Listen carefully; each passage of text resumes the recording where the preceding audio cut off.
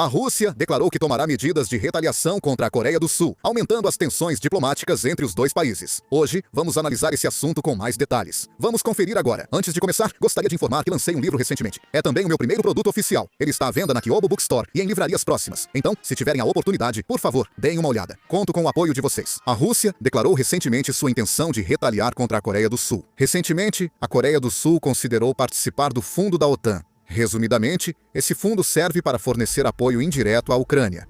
No entanto, a Rússia reagiu negativamente a essa decisão. Segundo a agência de notícias TASS, Maria Zarova, porta-voz do Ministério das Relações Exteriores da Rússia, afirmou em resposta às perguntas dos jornalistas que a Rússia não terá escolha a não ser exercer seu direito de retaliar contra a Coreia do Sul, incluindo medidas assimétricas. A porta-voz Zarova enfatizou que qualquer participação da Coreia do Sul no fornecimento de materiais, direta ou indiretamente, só prolongará o conflito. Ela afirmou que isso causará danos irreparáveis às relações entre Rússia e Coreia do Sul e acabará com as chances de retomar o diálogo construtivo sobre a Península Coreana. No caso da Rússia, foi declarado que se a Coreia do Sul participar da guerra na Ucrânia, o fim do conflito será adiado e as relações entre os países podem ser prejudicadas. No caso deste programa, quando a Ucrânia apresenta uma lista dos equipamentos necessários, os países membros da OTAN e parceiros fornecem o pagamento correspondente aos Estados Unidos, e os equipamentos americanos são então entregues à Ucrânia. O governo da República da Coreia ainda não decidiu se irá participar. Mas, mesmo que participe, sabe-se que está considerando apoiar apenas com equipamentos não letais. Disse que, desta vez, o motivo pelo qual o governo da República da Coreia está considerando participar do programa não é apenas para fortalecer os laços com a OTAN, mas também por uma consideração estratégica de expandir a cooperação na área de defesa. Participar do programa permitiria construir confiança com os países membros da OTAN e também vender mais armas e produtos de defesa para países aliados. Por isso, o governo está analisando a possibilidade de participar do programa. O Ministério das Relações Exteriores disse que o governo segue discutindo formas de apoiar a Ucrânia com a OTAN. Até agora, o governo tem fornecido apoio humanitário e suprimentos militares não letais à Ucrânia, mantendo a política de não fornecer armas letais diretamente. Paul continua expandindo sua influência. Atualmente, mais de 75% dos 32 países membros da OTAN estão participando. E a OTAN revelou que 75% dos mísseis Patriot fornecidos à Ucrânia e 90% de outros mísseis de defesa aérea foram enviados através de Paul. O apoio está aumentando gradualmente. Até agora, entre os países que não são membros da OTAN, Austrália e Nova Zelândia já participam. E recentemente, o Japão também anunciou oficialmente sua intenção de participar. Agora, como a Coreia do Sul também está mostrando interesse em participar, a Rússia está reagindo fortemente. Dependendo da adesão do Japão ao POL, o cenário de segurança da Coreia do Sul pode mudar. Se o país apoiar indiretamente a Ucrânia pelo POL, a confiança política com a OTAN pode se fortalecer. No mercado europeu de defesa, além do desempenho, a confiança na solidariedade de valores é fundamental. Se a Coreia do Sul enviar uma mensagem clara de que está disposta a compartilhar responsabilidades de segurança comuns, a velocidade com que os principais países europeus passarão a reconhecer a Coreia do Sul como um parceiro estratégico pode aumentar consideravelmente. Uma das razões para a Coreia perder para a Suécia no projeto de submarinos da Polônia, avaliado em 8 trilhões de won, foi a percepção de ambiguidade no apoio coreano à Ucrânia. A Polônia é um país na linha de frente da OTAN e é diretamente afetada pela guerra na Ucrânia. Para um país assim, é natural preferir fornecedores que demonstrem claramente a intenção de solidariedade em questões de segurança. A Coreia disputa com a Alemanha o projeto de submarinos do Canadá, de 60 trilhões de won.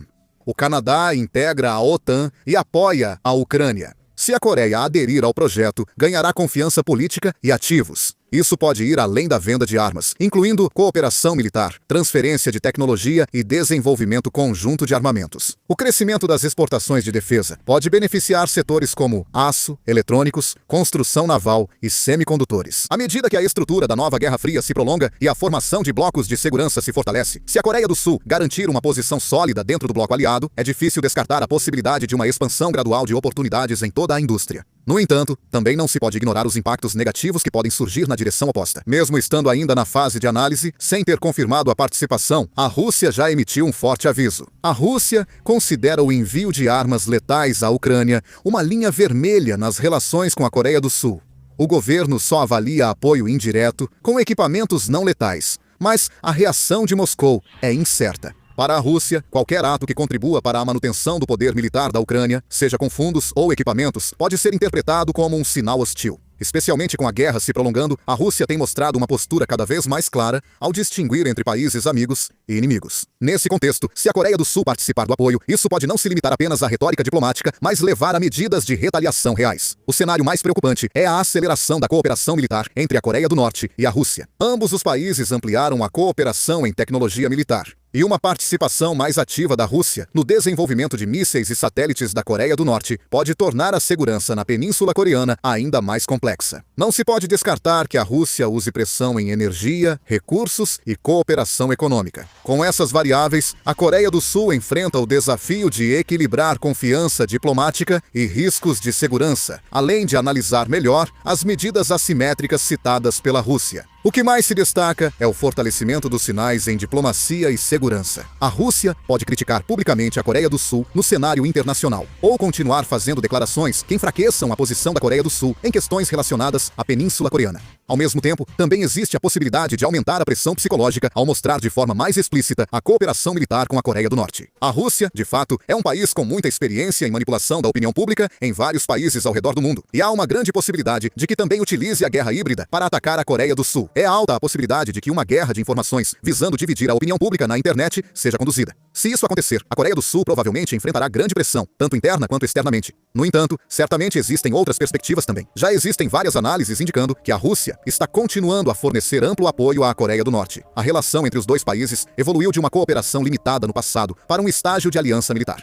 Além do comércio de projéteis e armas convencionais, também têm sido constantemente detectados indícios de transferência de tecnologias militares de alto valor estratégico. Em especial, com a possibilidade de que tenha havido assistência técnica da Rússia nas áreas de reconhecimento militar e satélites, começam a surgir sinais de mudança na estrutura de vigilância e coleta de informações sobre o espaço aéreo da Península Coreana. Em agosto de 2025, a Agência Central de Notícias da Coreia informou que, no dia 24, a Coreia do Norte testou 2 novos mísseis terra-ar desenvolvidos no país. Apesar da falta de detalhes, acredita-se que o desempenho melhorou em vários pontos comparado ao sistema KN-6. Com melhorias no alcance de detecção, altitude de interceptação e velocidade de resposta, cresceu o interesse no apoio tecnológico da Rússia. Nesse contexto, uma autoridade do governo da Ucrânia também revelou que o avançado sistema de defesa antiaérea russo Pantsir S-1 foi transferido para a Coreia do Norte. O Pantsir S-1 é considerado um sistema capaz de realizar defesa antiaérea de curto alcance e defesa próxima ao mesmo tempo.